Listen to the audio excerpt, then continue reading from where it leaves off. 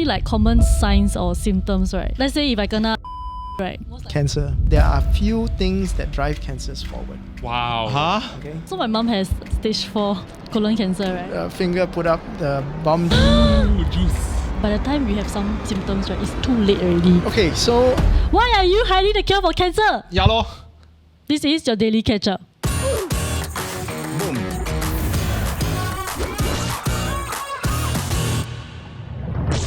What's going on, Jared? So it turns out that more than 50% of our viewers are not subscribed to this channel, The Daily Ketchup. Just spend 1 second, really, literally 1 second, hit that button, and it'll help us so much. Please. Alright, back to the episode. This episode is sponsored by Pfizer. You might be wondering, who's that man beside me? Nobody asked.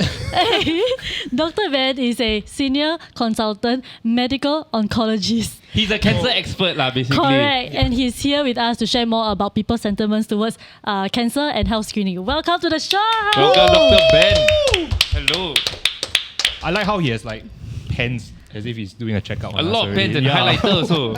Wait, do we It's call you easy. Dr. Ben? Sorry. yeah, so hi, my name is Ben. Please call me Ben, yeah? Oh, not Dr. Ben. Ben. Okay. Ben is good. Ben is good. Yeah. Okay, Ben. Yeah. How then your patients call you what? Many of my patients call me Ben. Oh, just Ben. Okay, Yeah. great. Yeah. Great. Okay, let's start with a bit of introduction. Shom's hosting voice very strange. Hey, have you getting have used you to heard it. yours? Okay. Have you always wanted to be a doctor? But yeah, have you always wanted to be a doctor? I think this is one of the most typical question that's often asked as an interview in medical school. But it's the And then answer. it continues to be asked even when you're a doctor for many years.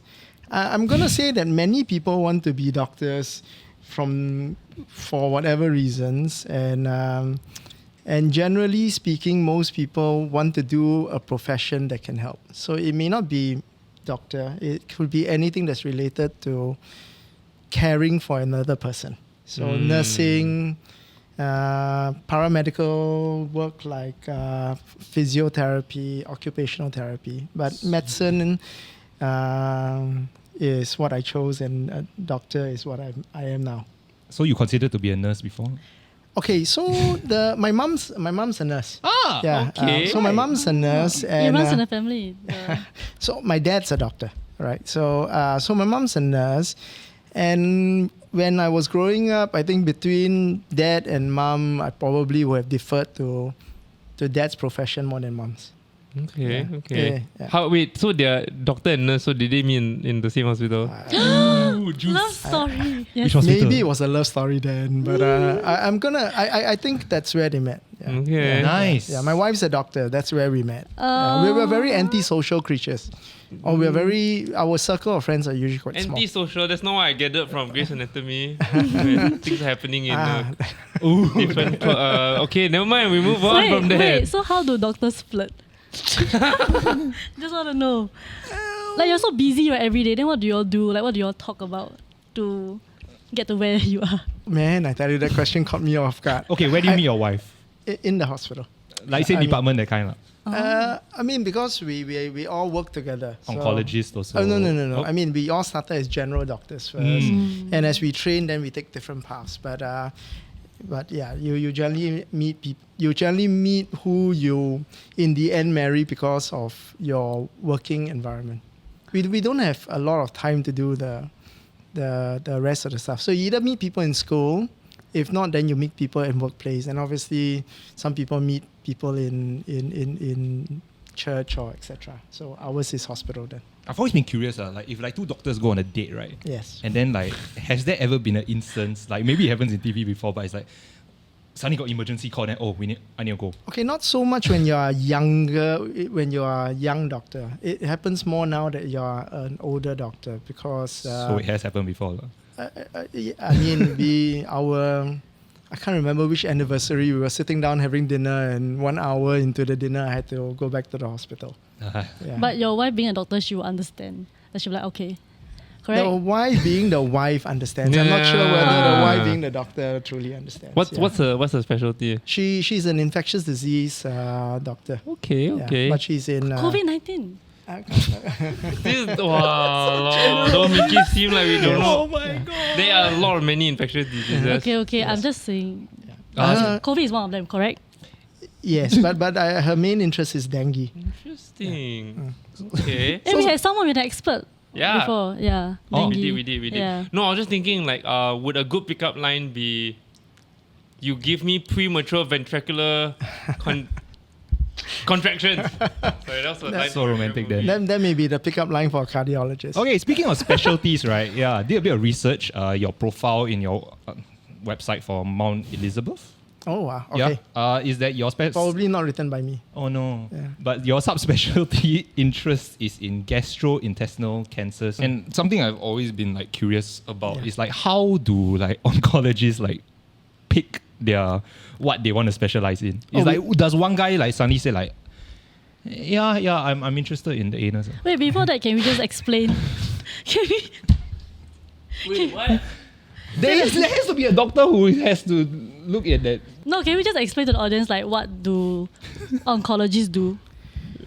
Okay, so oncology is a general term for cancer. Right. And there are different types of oncologists. You can be a surgeon, and that's called a surgical oncologist.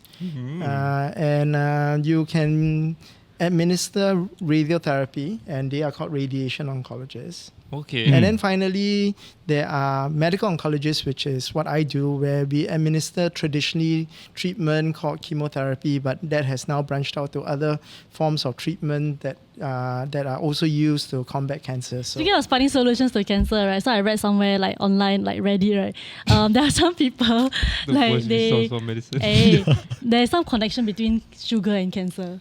So Oh, like. we're going to miss so He's much. gonna start rolling his eyes so hard, man. But I really read through and like a bit, right? Oh. It's really quite true, leh. Like, What do you mean? okay, cancer cells, correct me if I'm wrong. Cancer cells, right?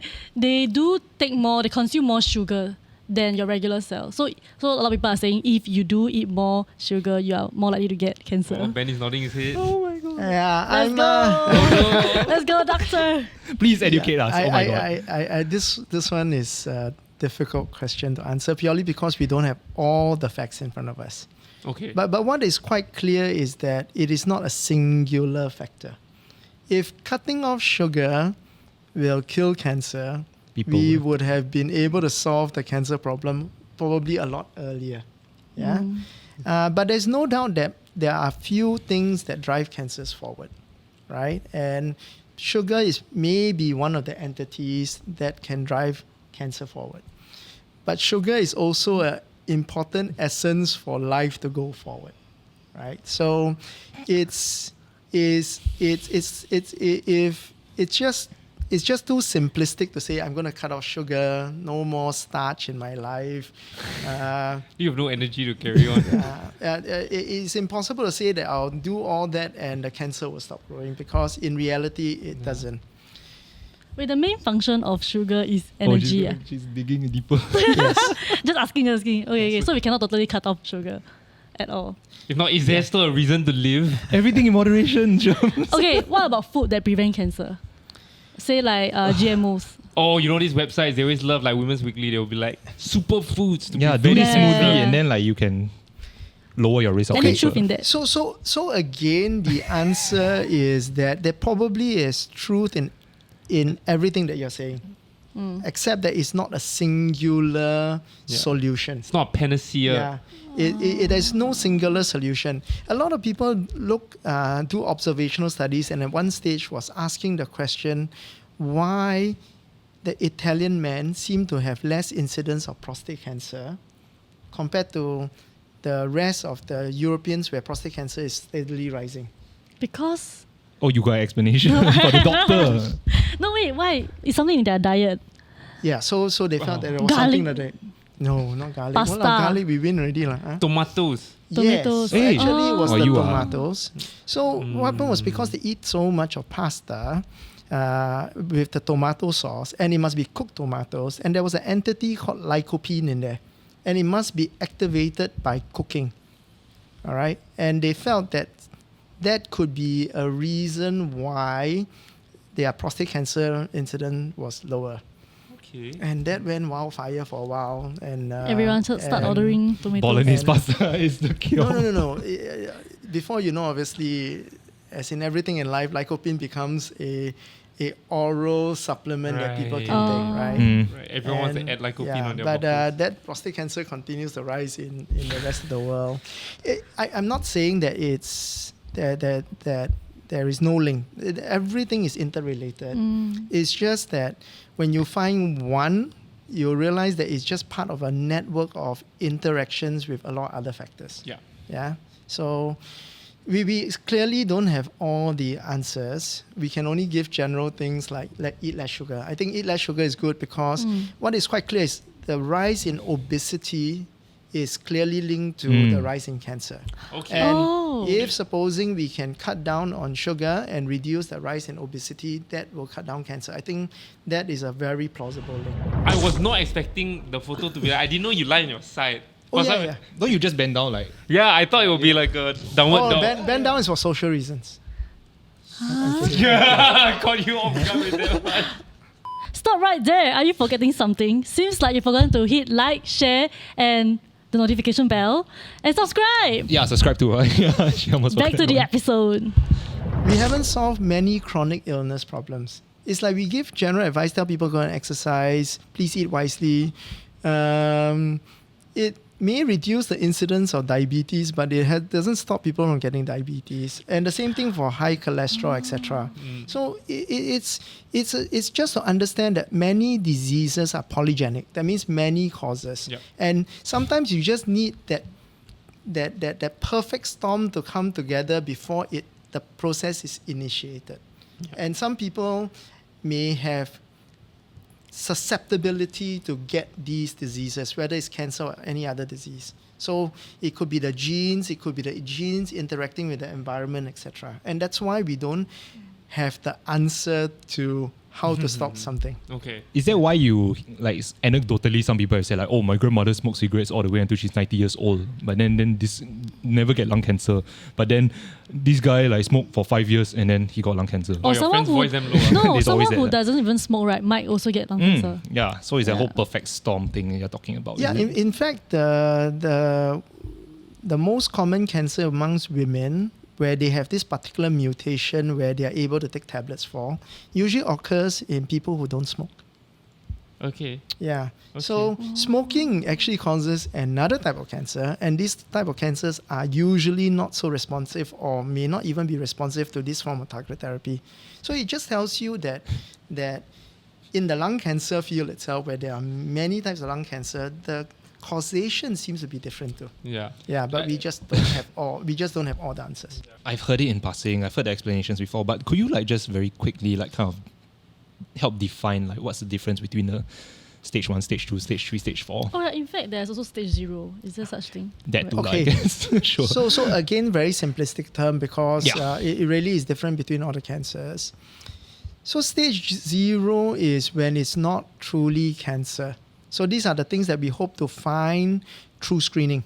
So for example, when you have a scope and you find a growth that's still benign called polyp, some people call that stage 0. So as the stages go up, the cancer becomes a bit more serious. So in general terms, stage 1 is where the cancer comes from is still where it is. So Same if it's in the location. colon, then hopefully still in the colon. Yeah. Stage 2 is it's a bit more serious in the colon, but not anywhere else. So still remains in the colon. So more And it's severe. not the size, but we don't need to go into that. So stage 3 is when it has gone into the surrounding structures, like for example, the lymph nodes that is draining the colon. And obviously stage 4 is when it has gone beyond even all this. All right? So in simplistic terms, stage 1 and stage 2 cancer is you are in Singapore. Stage 3 is you are at the causeway, and stage 4 is you are already in JB or even beyond. You went to Europe Can, already, lah. yeah, so And in stage 4, I mean, like, it's in this day and age, I don't know whether it's my impression because of TV and stuff, lah, but is stage 4... A death sentence. okay, so again, I'm going to broadly classify a few things. There are stage 4s that the aim of treatment remains curative. That means even though you have stage 4, the treatment is to try and aim for a cure. Then there are stage 4 where it is unlikely you're going to get a cure, another group. And then finally you get certain cancers where it may be stage 4 and there is still a chance for a cure. But you don't start out saying, we are going to cure you. Yeah. Are there any like common signs or symptoms, right, of like cancer? Let's say if I kena a very bad headache, right, for example, then most likely to Cancer. get most likely cancer. Then how? WebMD personified. I also know what What? MD. Every time I search, I got a bit of flu, right? I search, right? Then they tell me I got cancer. You may I have cancer. may have You cancer. may. Then I only fixated at that thing at the top for the whole day. I'm like, oh my god. You know, we lived through the time when one of the sexually transmitted disease was called the greater mimicker of the illnesses or diseases. We now know that in the 21st century, cancer has probably now taken that role.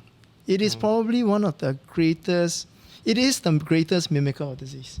The symptoms become more serious. The cancer is already not in an early stage. Right. Yeah, so headaches can be a presentation of cancer, a cough can be presentation of cancer, a backache can be a presentation of cancer. Well, after a night of drinking, the next day you have a headache because you're sleeping on a hard floor, your back hurts like mad, and because you aspirated your alcohol in the lungs, you're coughing. You know, I'm sorry, you know, it is non-specific. There are certain things that makes things a bit more specific. So for example, if there's a lump in the breast, it needs to be investigated. Yep. But even then, there's every chance it's not cancer, right? It can be a benign lump. Speaking of lump in the breast, right, I have this funny story. Quick one. So one day, right, I think back in JC, I had like, after showering, right, then I felt like there's this lump in my breast. Then I panicked. And it was a little bit painful and then it's quite a little bit hard also. So I panicked. I ran to my mom's room, right? Then I said, Mommy, then I was crying already. Mommy, can you touch my breast and see whether you can feel the lump? I think I got cancer. So then she panicked. She's trying to maintain her mom kind of Composure. Yeah, composure. No, Stoicism. don't think too much. I help you. I check. Then she felt it. Then she started crying also. Then we're like, never mind, it's okay. We go get it checked right now. So I went for a scan. Then it was just a benign. Fibro Yeah. Just a scary benign shit. Yeah, I mean, it's because it is so non-specific, and therefore one of the natural solutions to try to prevent cancer is screening. But when do we screen? Like you say, by the time you have some symptoms, right, it's too late already. Yeah, So then how? screening is really at a point where you're asymptomatic and you're trying to screen for common cancers. It's right? like a regular checkup. Yeah. Like, Yeah, so they're common cancers, right? Because there are gazillion sort of cancers, and you can't screen for all cancers, and therefore, for bang for buck, you should be screening for cancers that are more common. Okay. Like So, for example, colon. women, number 1 cancer, we all know breast cancer. Number 2 cancer, colon cancer, right? Men, number 1 cancer, colon cancer. Now, number 2 is prostate cancer. But there are other issues. The screening test mustn't be too inconvenient. Must be acceptable, must not be too expensive, and must pick up things when it's supposed to pick up things, right? Yeah, it needs to balance quite a lot of those. So there are many factors involved in screening, and therefore, with this very complicated equation, screening, while it's highly recommended, isn't always done. Yeah. So I recently did like a blood test, and it was very extensive. I had everything to do, my lipids, my like diabetes checkup and everything. And then towards the end it was like cancer markers, and I was wondering like how accurate is this? Because I know it checked for I think like pancreatic, like prostate and all this. But it seems like how just like a drop of blood, not a drop but like a vial of blood can check for all of these things. So generally speaking, is cancer markers truly only play a role when the cancer is diagnosed. There are some cancer markers that are used in screening, but in the context of a person who is susceptible to cancer. But if you are otherwise well going for screening, the role of cancer markers for the screening of cancer is controversial, and at the present moment, actually not recommended. So then when we talk about regular screening, what does that look like then? Yeah, so So the cancer screening is actually very specific, right? So if you are 30 years old walking into a clinic, there is technically no cancer screening for you, Yeah. right? There's technically no cancer screening for you.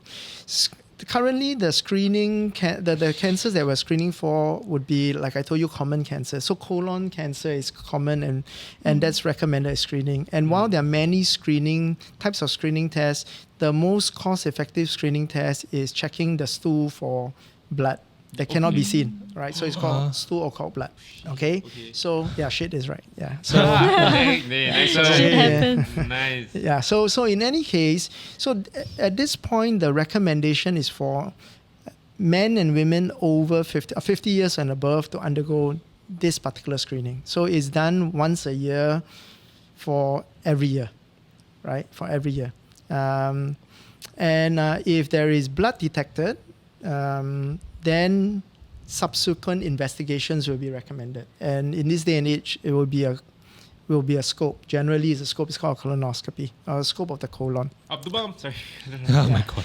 But the problem with this screening is while it's simple, it's easy to do. It's quite easy to do. I mean, the kit looks a bit complicated, but once you've done it, right? Now, if it's negative, people need to remember that it is a yearly test. Okay. Many people, once they do it when they are 50 years old, oh, no blood, I can't get colon cancer. And then they never repeat the test again, right? And then before you know, 3 years later, they find that they have colon cancer. And it's like, I did the test 3 years ago, there was no blood, said no colon cancer. And the reason why this test is done repetitively is because it requires the tumor to bleed before you can detect it. Then it's already And sometimes, and sometimes the tumor Doesn't bleed when you're collecting the sample. And that's why you do it regularly to try and make sure that you can catch the chance. If the tumor bleeds, then you detect it. Okay, I want to ask a stupid question, fast one. Promise. So, right, the test for colon cancer, right, the scope, right, need to go through the butt, correct? the anus. There's no other way. Correct, there's no other way. Then what if, do you have like very awkward patients who like, I cannot, very uncomfortable, don't touch my butt, but they want to check for cancer? Colonoscopy, which is a scope of the colon, is one of the ways to screen too, right? Because if you put a scope in there, you don't see anything, then generally at this point, your next scope can be next 5 years or 10 years, right? But then there are problems with people who don't want their butt to be touched, which is I what knew you it, said. Jared. Yeah. No, I'm totally fine my butt being touched. But yeah. I haven't tried before. Yeah. Until the finger is No. Okay. Correct. Okay. So it's not. It's the whole. There's a prep process. Obviously, the bowel needs to be prepped to make sure that it is clean before the scope goes up. There's no point putting a scope up when it's filled with Shit. Yes, shit. Right. How to clean? Douche. You do yourself. Okay. No. We know it too much. Yeah. So actually, it's usually oral. It is actually Oh, oral laxative. prep. Oh, not like So wash. Clear it out. So Yeah. that's what laxatives are for. Yeah, so they usually the bowel needs to be cleaned by oral laxative, where by the time you are ready for the scope, the stuff that's coming out from your last poop practically looks like urine. It needs to be as clean as that, right? And that process can be quite tedious for people, and for older people, it can sometimes be quite tough, right? So yeah, I won't fancy an 80-year-old gentleman or lady going through a bowel prep that way. But in order for a good scope, you do need bowels to be clean, right? And everybody who has done the first scope, because most people are asleep for the scope, they won't remember the scope. They will only remember that it was really tough to get the bowel prep done. Wow. So And there's with no, that- there's I no, don't get there's it, just no eating the residual pill pain. and then- It's not pill. No. Some bowel preps require you to drink anything between 2 to 3 liters of a particular Like solution or something. Yeah, that's right. Yeah, it is a solution. There are certain bowel preps that you can drink lesser, but still it is the whole going to the toilet 10, 15 times that tires people out. 15 times? You need to clear the Yeah, bowels. that makes Wow, sense. that's That makes sense. Yeah. complete cleanse. No, so I was reading Reddit, my best friend. So a lot of the men, they are concerned with getting screenings for prostate cancer because you have to do the scope thing, and then I think their biggest fear is getting stimulated and accidental ejaculation. What? They scared they like it lah, basically. Yeah, they scared they like. Then or like they just very The G spot paiseh. is in the. It's true. It's It's in true. the anus. I don't ask me why I know that, but like yeah. No, then what are some methods that doctors use, right, to assure the patients? Loop. Okay, so first and foremost, prostate cancer screening remains controversial in this part of the world. Okay, so it's not like it is recommended. All right, it's not unrecommended, but it's not recommended. I mean, at the present moment, we are still there are more questions than answers. Okay. All right, so that's one. Okay. Number two is that if you do undergo prostate cancer screening, it is a blood test. Oh. All right, it is a blood test first, right? Okay, so there is no. Reddit lied to me. Yeah, there's no ejaculations, no etc. Okay, so it is a blood test, and the blood test is called PSA, okay, or prostatic specific antigen. And if it is elevated, then you can then consider checking to see whether you have prostate cancer. The blood test doesn't confirm that you have prostate cancer. Wait. Yes, This news, you see the picture? Not like that, meh? Yeah. So technically, the screening is the PSA, right? So if it's elevated, then some doctors at this point would would do a rectal examination to feel the prostate. But most of the time, these examination will be unremarkable. Unless the blood test is already sky high, that almost always confirm cancer already, right? But usually it's elevated, but it doesn't confirm cancer. Right. And therefore, in the past, for this group of people, they would see a specialist in this area where sometimes ultrasound of the prostate can be done, and sometimes they will go for biopsies. And the biopsies is done through the rectum. So they'll get like a little bit of a sample. Tissues, yes. Tissues, yeah, okay. But in this day and age now, the MRI has come in as one of the tests beforehand. So if you have a blood test and physical examination doesn't really show anything remarkable, generally at this point, most doctors will recommend doing a scan of the prostate to see whether there are suspicious lesions. Yeah, and anybody who gets examination finger put up the bum just to examine the prostate, I don't think will get aroused and ejaculate. I was not expecting the photo to be like, I didn't know you lie on your side. Oh, yeah. Don't you just bend down like? Yeah, I thought it would be like a downward dog. Bend down is for social reasons. Yeah, I caught you off guard with that one. No, it's so always it's by the fake, side. Huh? Real one or what? No. We never asked someone to bend down and pick up a social soap. reason is, TV has completely like. yeah, you completely missed the joke. Okay, sorry, I didn't catch that. So when you learn, I mean, I'm sure like with similar fields, you had to, before you specialize, you had to learn about all cancers, right? Did they teach you in medical school how to do a prostate exam, like with a dummy or anything like that? Or just a diagram of the thing. Yeah. Okay, I don't know whether they are dummies nowadays, but without sounding a bit ancient, in my time, is the first prostate exam is on a real person. Oh, It's on a real person. like a volunteer or a patient? No. Obviously Okay. a patient. Yeah. Did he know? He want What to you mean? volunteer. Obviously, he's aware. Like you follow lah. It's like a ride along, but with a real doctor. No, it's like No, this is my first time. no. What? No. Oh Okay. my God. Or like the students, like We- you just like pair up and then. We are always forever grateful to our patients that allow us to be where we are now. So, okay, so first of all, you do your due diligence by making sure you read up first how it's done, what you're Yeah. hoping to feel, and everything else, right? course. But invariably, is the most senior doctor will do the examination first, and then this particular doctor will be asking the patient and say, actually, I have a student with me, and if you don't mind, do you think you can allow the patient, this student, to examine your prostate too? So obviously if the patient says no, then that's it, right? Yeah, But if the consent, patient guys, yeah. does say yes, that's where we learn to do our prostate exam. Interesting. The first time doing it, what was it like? Doing what? Doing what? Please. You always remember your be first clear. time, lah. Yeah. I'm gonna say I don't remember the first time, but He's done so you- many already, you know. We still talking about yeah, prostate but exam. but the first prostate examination I did was someone already with prostate cancer, Okay. right? So it's unmissable, Okay. right? Mm. Yeah, it is. But the truth is, your clinical skills are picked up by examining normal things. You must know what normal is before you examine something abnormal. Baseline. Yeah, Okay. and yeah, so that's where it really is useful. But yes, my first prostate examination was already someone with prostate cancer.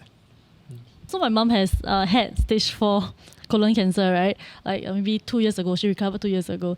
Then since her diagnosis, done. right, all my aunties, my uncles, they all went to check. They were damn scared because it's like possible they might get, right, because genes or something. Yeah. Okay, so there, if I can divide the colon cancer into two types, and it's very simplistic because it's not two types. Yeah, there are colon cancers that are highly, that they are driven by single genes. That means if you have this gene, the chance of you getting colon cancer is going to be very high. Okay. All right, and then there are the usual colon cancers where there are many genes coming together, make friends, and then together they cause cancer. The large majority of colon cancers are the second type, right? But there are some genes that if you have this particular gene, your risk of colon cancer is going to be very high, right?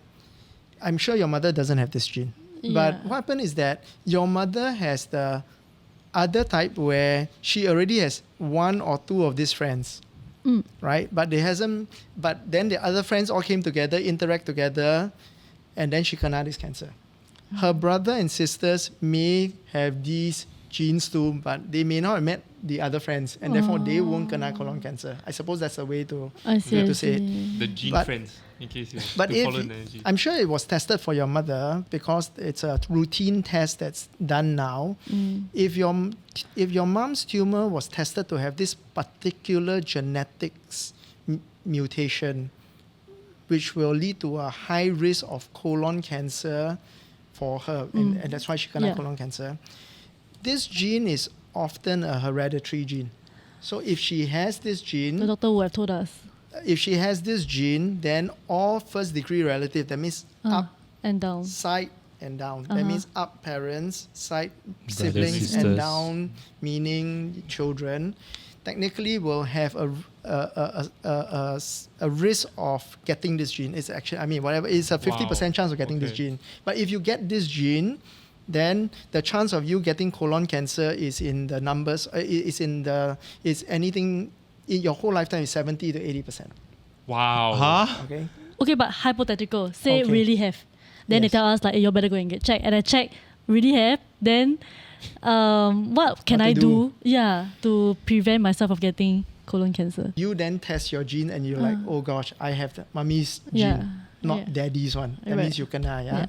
So if you kena this particular gene, then the risk of colon cancer is high.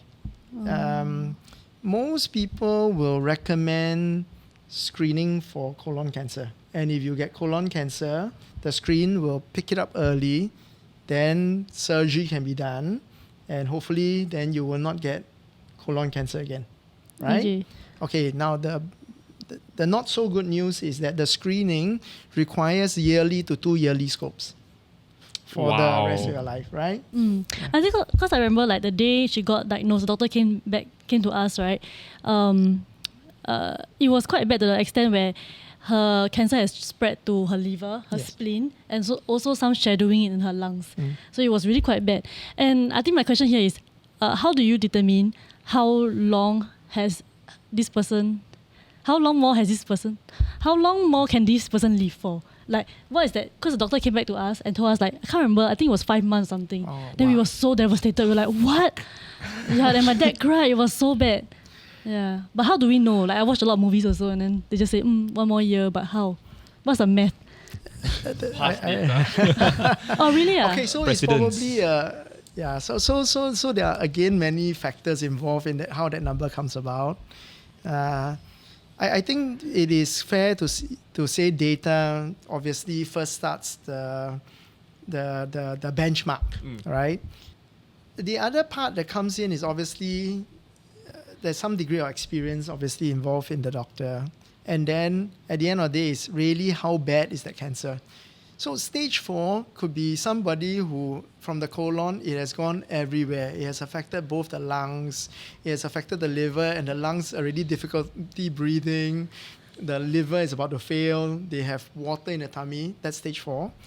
And stage 4 could also be where you have the colon and there's one small 2 centimeter spot in the liver and nowhere else. That's also stage 4, right? So because it's such a, pardon my very team word, it's such a heterogeneous group. Really, it's such a It's wide. not homogeneous. Right? Yeah, God not damn. homogeneous. So clever. Yeah.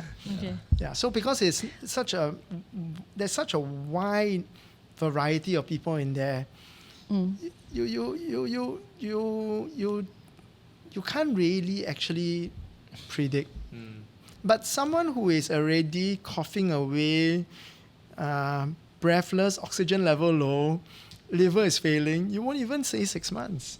You'll probably say weeks, you know what I mean? Right? And conversely, like someone with a dot in the liver will probably have more than months, right? More than months. So with that, you just need to give an average. Okay, but speaking of like Delivering bad news. right? How do you have do doctors have some sort of training that y'all go through to help to learn how to talk to your patients? Yeah, I think in the past, there is a certain mentoring process. So you see what your seniors are doing and then you sort of learn from it. So it's a bit like grandfather teach son. I mean, grandfather teach father, father teach son sort of process, right? And then sometimes you will either learn the wrong thing or you might learn not to be that person. So for example, someone who comes and say, I bad news, you have stage 4 cancer, you only have 4 months and then walks off. So with the whole traditional way of this kind of learning, there are actually formal lessons that we now put doctors through to try and improve communication. So whether it's about not just bad news, it's about communicating diseases per se. We are trying to use less jargon. We are more ready to admit that we really don't know everything. But breaking bad news often, there actually isn't a perfect way to break bad news, right? So sometimes you just need one person to be the cao nang or the bad person, and the next one is always going to be better, right? Okay. I'm sure on a day-to-day you're reading the latest research papers and seeing all the different advances. What can we expect in the future that has promising signs in terms of combating cancer, if any? Yeah, I think that we go through periods of wonderful harvests, and then there'll be periods where nothing seems to be happening, right? So when from nothing and then chemotherapy and radiotherapy came to the fore for cancer, that was a time of growth. But then we started realizing that radiation has its issue, chemo has its issue. Then there's this after a while you settle down to this level of at least there's something. The next rise we started having were more targeted options, whether it's targeted therapy or even hormonal therapy, and that led to some excitement and then realization that we are not going to still cure cancer when it's advanced stage, but what we can do is to prolong life and along with that quality of life, and that sets a certain expectation. The last excitement we had, really, really exciting, was immunotherapy. Where people even harboring thought that that's the panacea, right? And now we have this new level, we settled down to this level and realize it does work wonders for certain cancers, but there are cancers that are essentially not immunosensitive. But all these little steps are giant steps when you can go back and look at the past, right? And we continue to improve. The problem though is expectations, right? People expect cancer to be cured Understand. Yeah. We have come to the end of the episode. Once again, thank you, Pfizer, for sponsoring us. And thank you, Dr. Ben, Very, for very being a inspiring. wonderful guest. Amazing conversation. Thank you so much. I hope we have gained a better understanding about cancers and the available screenings and can better help to raise awareness. Bye-bye! One of our co-hosts has a theory, John Paul. He says that the cure to cancer has already been discovered, and people are just hiding Hey, it. that's my theory. He took my theory. So that people keep on getting treated, and that keeps the healthcare industry alive. Yeah, I'm sure the same can be applied for people with diabetes, the people with high cholesterol, who have to take their tablets every day or inject insulin, because we have already found a cure, but we kept it nicely hidden in our national reserves, where we don't know how much is in there. Conspiracy theories. Next.